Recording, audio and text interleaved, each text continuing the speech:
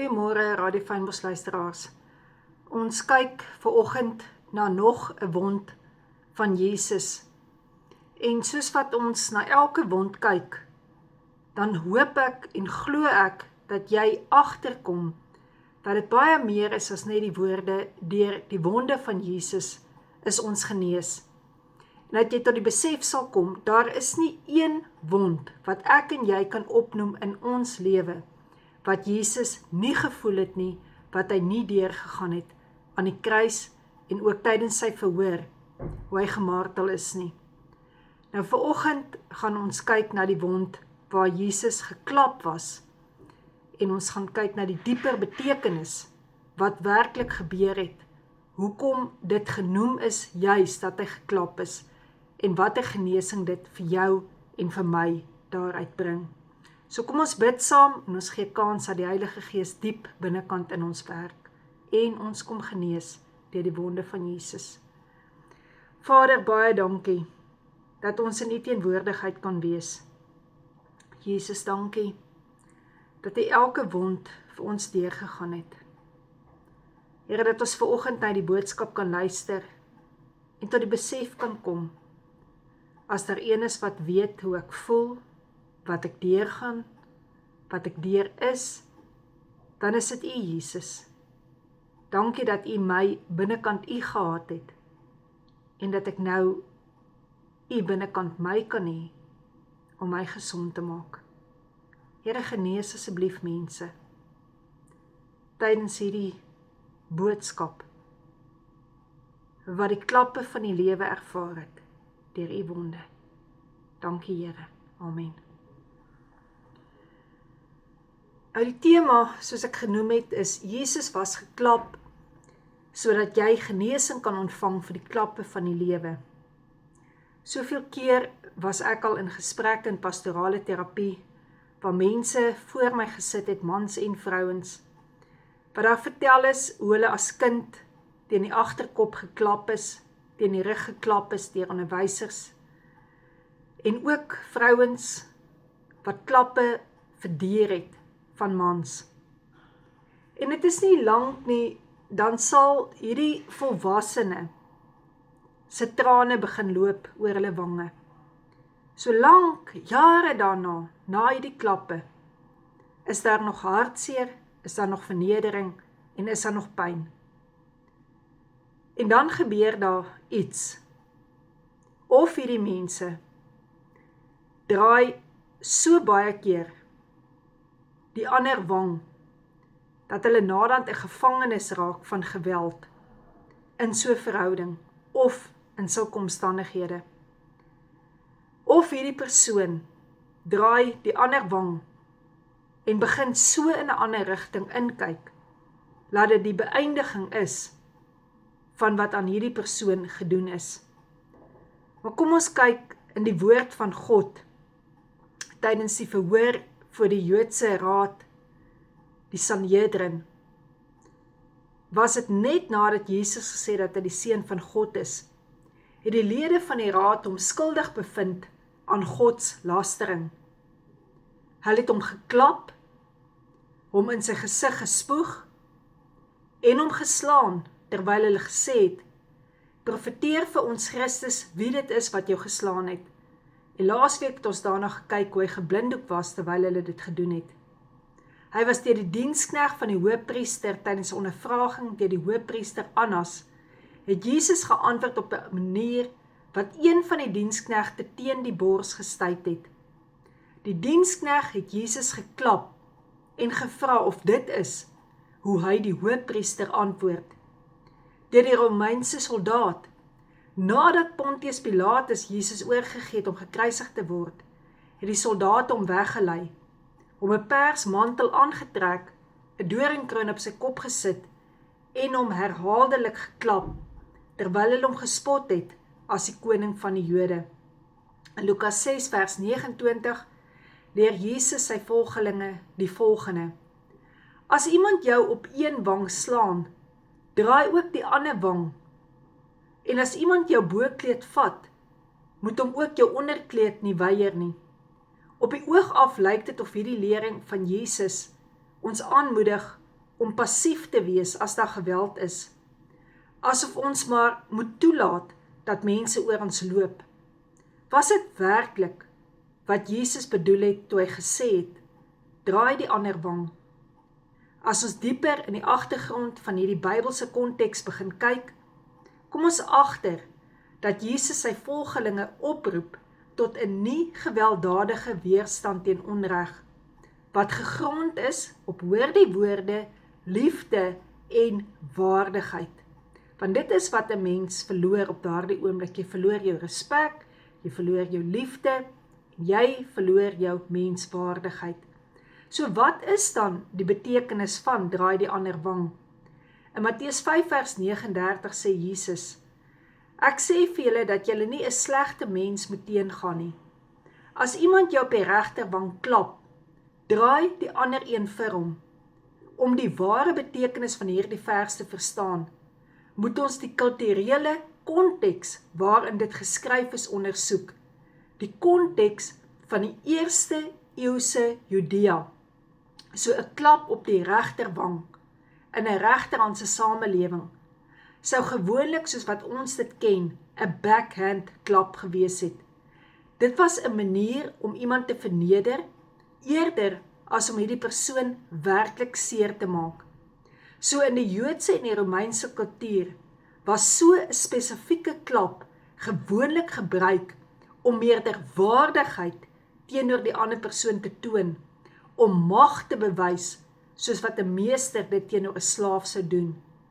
En deur om die ander wang te draai, beteken dan dat hierdie een wat die klap ontvang het, nie reageer met geweld nie, maar dat die ander persoon die kans gegee word om 'n besluit te maak voor die volgende klap val, of hulle weer gaan slaan met 'n oop hand of 'n tree gaan teruggee.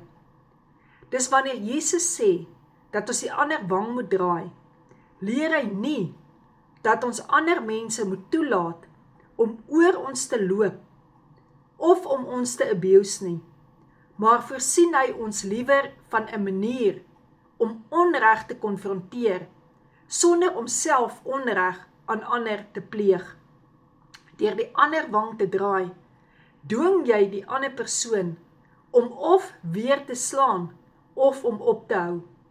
Hierdie is nie 'n teken van swakheid nie, maar dit is juis 'n teken van moed en van waardigheid waarin hierdie persoon staan. So die boodskap wat Jesus probeer oordra, sê ek weer, is nie die van swakheid nie, of om onregverdigheid aan mekaar te aanvaar nie. Hy leer dat boosheid, want dis 'n bose iets wat met jou gebeur, op 'n ander manier as deur wraak hanteer moet word. Romeine 12 vers 17 tot 21 sê, moenie kwaad met kwaad vergeld nie. Onreg deur liefde en waarheid te ontbloot. Om onreg met geregtigheid te konfronteer, nie deur geweld nie. Jesus is vir ons die grootste voorbeeld van hierdie beginsel reg deur sy hele lewe op aarde, veral tydens sy lyding voor sy kruisiging. Toe Jesus tydens sy verhoor geslaan was, het hy nie teruggeslaan nie. Hy kon op daardie oomblik so maak, en dan kon 'n legioen engele hom bygestaan het. Maar hy het dit kalm aangespreek. Kom ons luister mooi vanoggend na die genesing wat daar in Jesus se woorde is vir die klappe van die lewe. Die hoëpriester het Jesus onder kruisverhoor begin neem, hom uitgevra oor sy volgelinge en wat hy gepreek het. Jesus het op al sy vrae gereageer. Hy het oral openlik gepraat, sê hy. In die tempel, by die bymekaar kom plekke van die Jode, daar was my kansel, daar het ek gepreek. Ek het nie iewers in die geheim opreiende toesprake begin hou nie. Moet my nou nie vra om alles te gaan herhaal nie. Hoekom sê hy dit? Want dit is hoe konflik hanteer word. Om nie aan mekaar in daardie fight betrokke te bly nie. Gaan vra die mense wat my hoor preek het. Hulle weet wat ek gesê het. Met ander woorde, jy wat deur die klappe van die lewe gegaan het ook 'n getuienis in jou lewe, en dit is die Heilige Gees. Jy weet wat is jou kant, en jy weet wat is die ander kant, maar jy weet ook dat die Heilige Gees wie in jou is, die volle waarheid ken. Toe Jesus dit sê, toe klap hierdie polisiemanne hom, en hulle bulder, is dit hoe jy met die hoëpriester praat, en dis altyd hoe dit gepaard gaan. Ons het nou dit gelees, dit is om daar te wys, dat daar mag is, hoekom daar met 'n backhand geklap was, en wat Jesus van gepraat het, draai die ander wang. Hy sê, as ek iets verkeerd gesê het, vertel my wat dit is. En dit is iets wat ek vir jou probeer sê. Kom by daardie waarheid uit. Hoekom doen jy dit aan my? Konfronteer daardie persoon. Hoekom doen jy dit aan my? En ja, daardie persoon sal 100 ander klappe ook kan uitdeel, wat hulle regverdig, hoekom hulle dit aan jou doen. Maar jy moet die waarheid kan verstaan, waar jy is, waar jou waardigheid is. Want 'n klap op jou agterkop, teen jou wang, teen jou rug, bepaal nie jou waarde nie. Dit sê vir jou meer van die ander persoon wat dit aan jou gedoen het of aan jou probeer doen. En jy moet vandag by die plek kom om genesing te vind van daardie klein seentjie, van daardie klein dogtertjie wat deur onregverdigheid behandel is en ongeregtigheid aangespreek is. Natuurlik was Jesus se kruisiging die grootste voorbeeld van hoe boosheid van hierdie wêreld, van ons eie sonde oorwin is deur groot genade en liefde.